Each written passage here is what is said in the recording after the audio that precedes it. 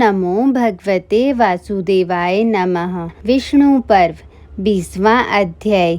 इस अध्याय में हम जानेंगे श्री कृष्ण का अलौकिक चरित्र देखकर आशंकित हुए गोपों का उनसे प्रश्न और श्री कृष्ण द्वारा उत्तर तथा उनकी रासलीला का संक्षेप से वर्णन। वैशंपायन जी कहते हैं, जन्मेजय देवराज इंद्र के चले जाने पर व्रजवासियों द्वारा पूजित एवं प्रशंसित होते हुए गोवर्धनधारी श्रीमान कृष्ण ने व्रज में ही प्रवेश किया। वहाँ बड़े बूढ़े गोप और साथ रहने वाले जाति भाई उनका अभिनंदन करते हुए बोले, देवतुल्य पराक्रमी गोविंद, हम धन्य हैं। तुमने अपने व्यवहार और नीति से हम लोगों पर महान अनुग्रह किया है। तुम्हारे प्रसाद से गौओं का वर्षा के भय से उद्धार हुआ और हम लोग भी महान भय से पार हो गए। गोपते, हम तुम्हारे सभी कर्म अलौकिक देख रहे हैं। श्री कृष्ण इस गोवर्धन पर्वत को हाथ पर धारण करने से हम यह अच्छी तरह समझ गए हैं कि तुम मनुष्य नहीं देवता हो। तुम्हारा बल महान है। बताओ, तुम रुद्रों, मरुदगणों अथवा वसुओं में से कौन हो? ये नंद जी तुम्हारे पिता कैसे हो गए? श्री कृष्ण, बचपन से ही तुम में एक अलौकिक बल है। तुम्हारे खेल भी अलौकिक हैं तथा तुम्हारी सारी चेष्टा दिव्य है। परंतु हम लोगों में जो तुम्हारा जन्म हुआ यह निंदित है। तुम्हें ऐसा निंदित जन्म कैसे प्राप्त हुआ? इन बातों को सोचकर हमारे हृदय शंकित हो उठे हैं। तुम किस लिए गोपवेश धारण करके हम लोगों में रम रहे हो? यह कार्य तो तुम्हारे लिए गर्हित है। तुम लोकपालों के समान शक्तिशाली होकर भी यहाँ क्यों गौओं की चरवाही और रखवाली करते हो? तुम देवता हो या दानव, यक्ष हो अथवा गंधर्व, जो हमारे बंधु बांधव के रूप में उत्पन्न हुए हो? कृष्ण, तुम जो हो सो हो। तुम्हें हमारा नमस्कार है।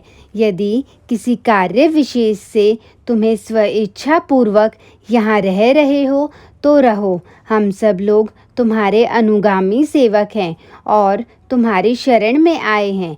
वैशंपायन जी कहते हैं, जन्मेजय, गोपों की यह बात सुनकर विकसित कमलदल के समान नेत्र वाले श्री कृष्ण ने मुस्कुराकर उन समस्त समागत बंधुओं को इस प्रकार उत्तर दिया, आप सब लोग मुझे जैसा भयानक पराक्रमी समझ रहे हैं वैसा मानकर मेरा अनादर न करें। मैं तो आप लोगों का सजातीय भाई बंधु ही हूँ।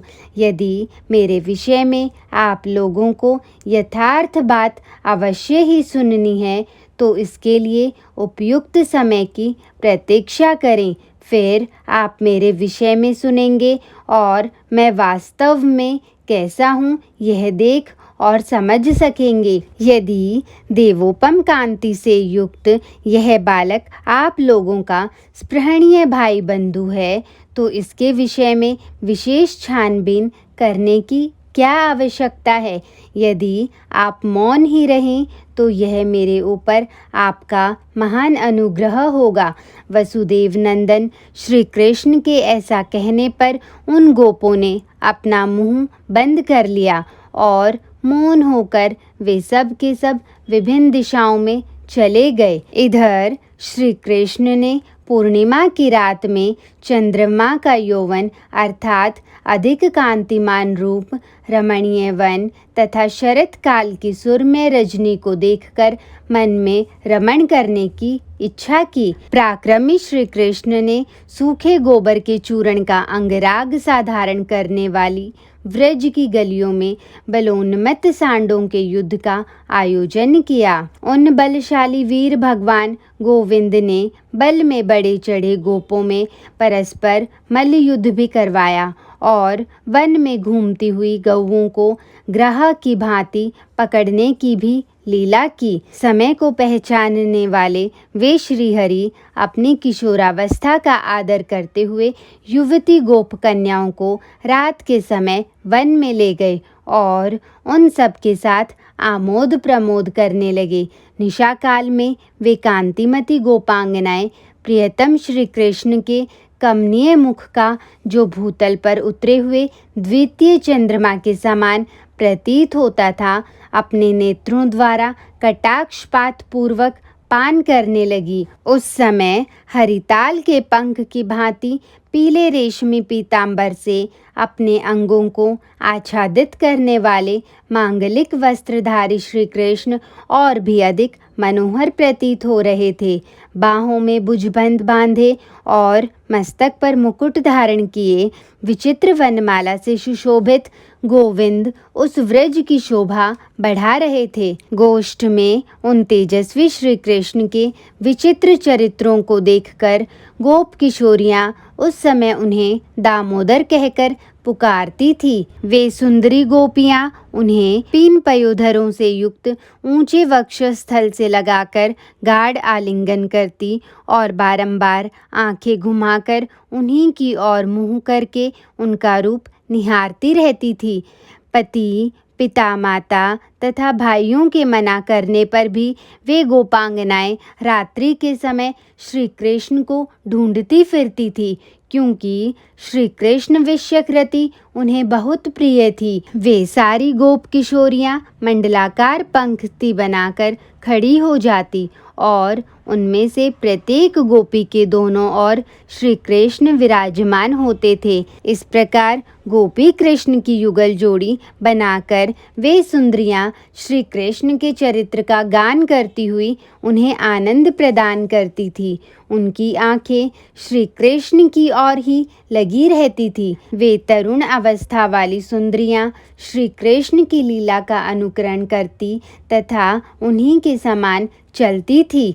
व्रज की दूसरी गोपियां हाथों के अग्रभाग से ताल दे देकर श्री कृष्ण की लीलाओं का गान करती हुई वनों में विचरती थी। वे व्रजांगनाएं बड़ी प्रसन्नता के साथ श्री कृष्ण के नृत्य, गीत, विलास, मुस्कुराहट तथा चंचल चितवन की नकल करती हुई भांति भांति की क्रीड़ाएं करती रहती थी। वे गोप सुंदरियां व्रजमंडल अर्थात वन आदि में जाकर ऐसे गीत गाती थी जिनसे उनका श्री कृष्ण विषयक प्रगाढ़ अनुराग स्पष्टतः प्रकट होने लगता था और इसी से उन गीतों का माधुर्य बढ़ जाता था। इस प्रकार दामोदर के ही चिंतन में तत्पर रहकर वे वहीं सुखपूर्वक विचरती थी। उनके अंगों में अंगराग की जगह गोबर के चूर्ण लगे होते थे।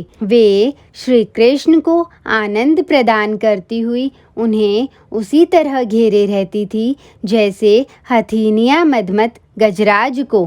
कृष्णसार मृग के सदृश नेत्रों वाली कितनी ही अन्य गोप वनिताएं अनुराग से उत्फुल्ल नेत्रों द्वारा प्यारे श्याम सुंदर की रूप सुधा का पान किया करती थी, किंतु उससे तृप्त नहीं होती थी। उनके मुख पर सदा ही हंसी खेलती रहती थी।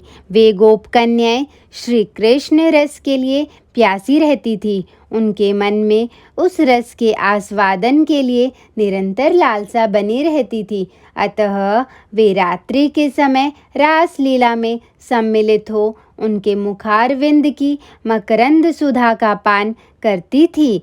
जब वे हा राधे, हा व्रज गोपियों इत्यादि कहकर उन्हें पुकारते, उस समय उनका आह्वान सुनकर वे गोप सुंदरियां हर्ष से खिल उठती थी। दामोदर के मुख से निकली हुई उस मधुर वाणी को वे सादर ग्रहण करती थी। उनके गुथे हुए सीमंत वाले केश रास लीला में पहुंचकर आकुलता की अवस्था में खुल जाते और गोपियों के कुचाग्र भाग पर बिखर जाते थे। उस समय भी वे मनोहर ही लगते थे।